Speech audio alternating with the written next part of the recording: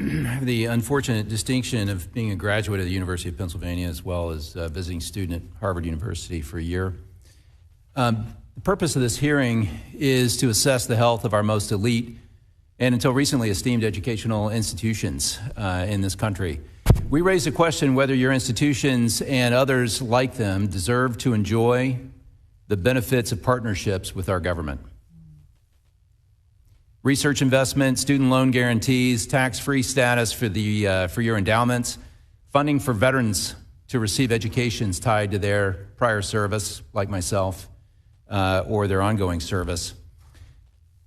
It's been stated several times that this runs in the tens of billions of dollars across higher education, perhaps even into $100 billion. Dr. Gay, you've repeatedly in your testimony today have claimed that you believe in accountability, that acts of hate are personally abhorrent to you, that you follow federal law, that you believe all parts of your community must feel safe and secure, and that education is the solution for anti-Semitism. Does this accurately reflect your views?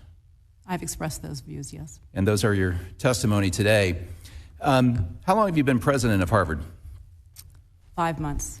Sorry? 5 months. Mm-hmm. What is your annual budget? For the entire university? Yes. About $6 billion, pretty close to that. $6 billion. How many employees? We have 19,000 faculty and staff. And how large is the university endowment? It is just over $50 billion. And how long has Harvard been in existence? 387 years. 337 years. 87. 87, sorry, I cut you by 50 there.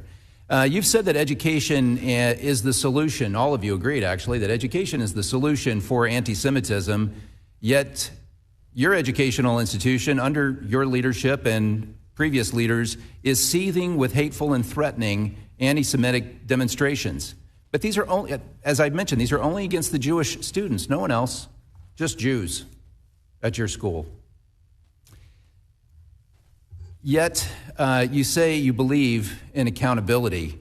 Should the federal government keep shoveling money and privilege to institutions like yours that fail so profoundly in their mission? Your mission's to educate.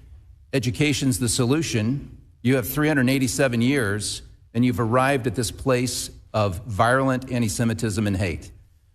Why should the federal government continue to partner with you in such a failed accomplishment or lack of accomplishment? The federal university partnership is not only a critical source of the success of all American higher education. Well, maybe we should redirect it to the ones that are, because there are other universities that are succeeding. I'm trying to get at the heart of if education is the solution. You don't seem to be accomplishing that solution, even though you've had a 387-year run-up to stamp out anti-Semitism. What happened? Is it leadership? We have work to do to build the community that our students and our faculty deserve. I'm looking backwards. I'm saying, how did you arrive here if education is your mission and anti-Semitism is your result? How did you arrive here? Let me help. 100 years ago, Harvard, University of Pennsylvania, other Ivy League schools actually publicly and actively began restricting Jewish enrollment. But now, I'm proud to say that Syracuse University in my district resisted this trend and did not implement those kinds of policies.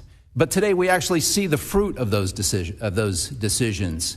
And it seems to me that the leadership that we needs moral clarity to understand the moment that we're in. And I'm not really hearing that, frankly, from anyone. Ms. Magill, how long have you been the president of University of Pennsylvania? Just under a year and a half, Congressman. And the budget and employees there? About $12 billion, because we have a very large health system. We have about 45,000 employees. The endowment, please. About $20 billion. Do you not have enough resources to complete your mission, your stated goal of education? We have many resources that we invest in the education of our 30,000 students. So if education's the mission and education's the solution, how did UPenn arrive at this horrible place that actually I'm ashamed to be an alumni of your university. I'm very sorry to hear that, Congressman. I'm not alone. We have work to do. I agree. Well, I keep hearing that. I think you have a need for leadership or a need of federal intervention to cut off the resources that allow this continued this mission that's failed to continue.